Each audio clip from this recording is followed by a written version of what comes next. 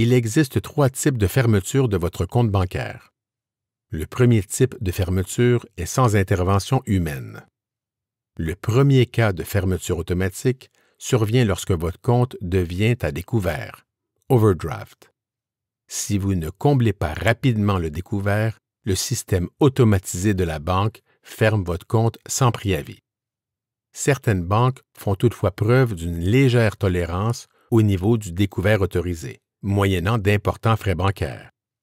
Si votre compte est fermé suite à un découvert, il est rare que la banque accepte de rouvrir votre compte, même si vous comblez le découvert peu après la fermeture.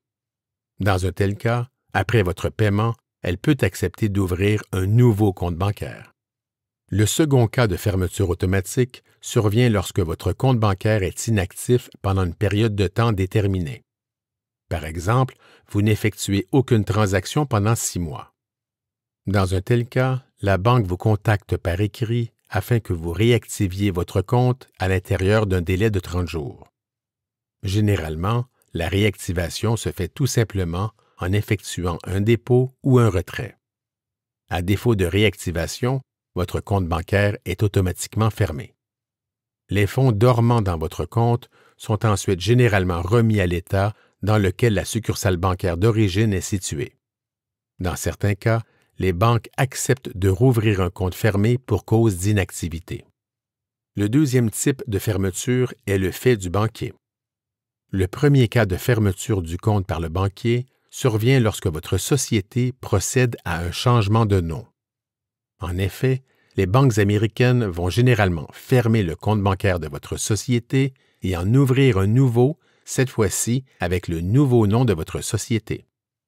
Toutefois, certaines banques acceptent de changer tout simplement le nom de votre société sur le compte sans procéder à sa fermeture. Le second cas de fermeture du compte bancaire par le banquier survient lorsque vous demandez à celui-ci la fermeture de votre compte. Toutefois, il est recommandé d'encaisser tous les chèques émis à l'ordre de votre société avant de fermer complètement le compte. Cela peut sembler évident, mais il arrive que des entrepreneurs pressés ferment le compte bancaire de leur société pour ensuite recevoir un chèque du IRS en remboursement d'impôts.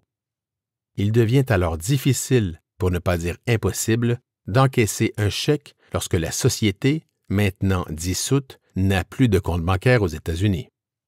Le troisième type de fermeture est effectué par le service de conformité. Voici quelques exemples de situations qui entraînent une telle fermeture. Accès constant à votre compte bancaire via Internet depuis l'étranger. Retrait fréquent en argent comptant, au comptoir ou au distributeur, surtout d'un compte bancaire professionnel. Dépôt fréquent en argent comptant, sauf si cela est courant dans votre industrie, par exemple la restauration ou la coiffure. Tromperie en utilisant des fonds inexistants, check kiting. Bien évidemment, cette liste n'est pas exhaustive.